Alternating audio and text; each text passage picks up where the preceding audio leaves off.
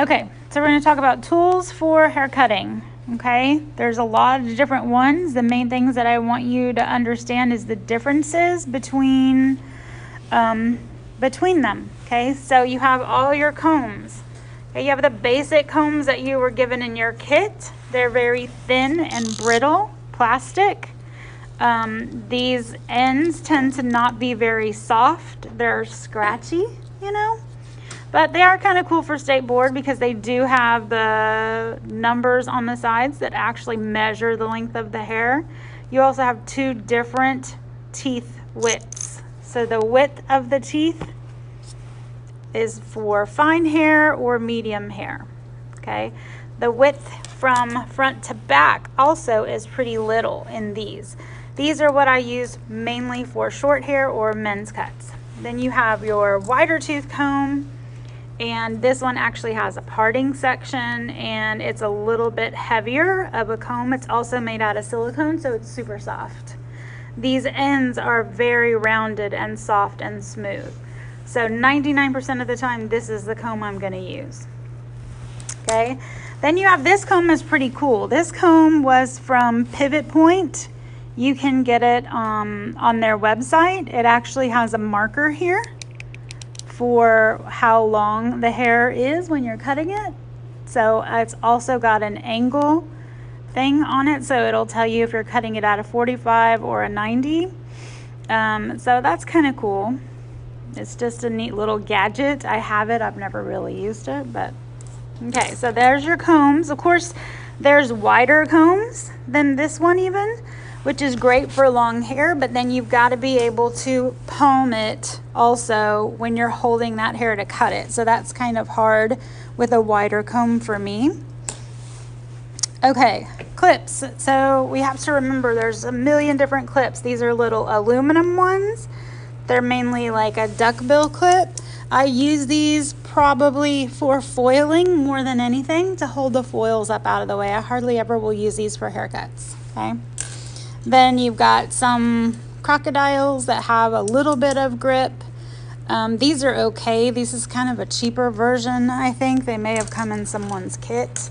And then this is like, of course, my absolute favorite. It's super long. It's really big. It's got tons of grippy things and lots of claws there. And then you can see in comparison how much wider it is than this one, or longer. So these are just the ones that come in your kit. There's always different colors and sizes, and some are plastic, some are rubberized. The rubber ones are really nice if you can find those. So I think I have one here, let's see. Yeah, so this from Marwan is got like a matte rubber finish, so it has a lot of grip to it also. They're not great for fine hair. If you have somebody with baby fine hair, it's like pulling, they may not care for the rubberized ones. Okay, shears. Okay, we've only seen a very basic shear at this point. So these shears are, you can see they're all different. I tend to use, they vary in length usually. So I almost will always use a 5.75 blade, but they come in 5-inch, 5.25, they come in 6-inch blades. I really do like the 6-inch blades, but they're really long, so you have to really get used to it. I think a lot depends on how they feel in your hand. Some people love, you know, a certain size and some don't.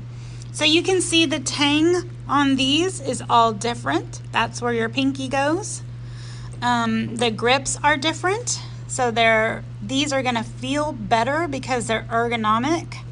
This one has a swivel thumb, so the thumb actually swivels, but the hard thing I have with this is that when you're cutting and then you go to palm, it's hard to get your finger back in there.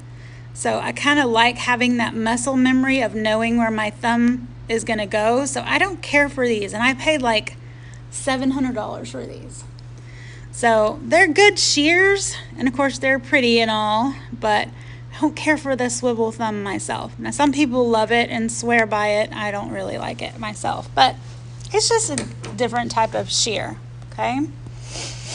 All right, then you have your thinning shears or your texturizing shears. I don't even call them thinning shears anymore because people get so freaked out about thinning shears. I say they're texturizing because we are changing the texture of the ends of the hair when we use these. So your thinning shears or texturizing shears are going to come same way as a comb. All these little teeth are different on every single pair. Some of them are going to be wider apart. Some of them have notches. Some of them are jagged. But you can see all the different types of texturizing shears, and everybody's different on what they like. Basically, I'm always going to do my horizontal perimeter cut first, and I'm going to decide all the way around what I want the length to be and the shape to be of my outer perimeter with my shears. Then I'm going to go back and do my layers with either my shears or my texturizing shear. And then if I have somebody with coarse hair that's straight, I will use my feather razor. Feather razor is a fantastic tool if you know how to use it. I will rarely do an entire haircut with this, but it is a great texturizing tool when you have somebody with coarse straight hair. Okay? All right, now we're gonna get into hair cutting.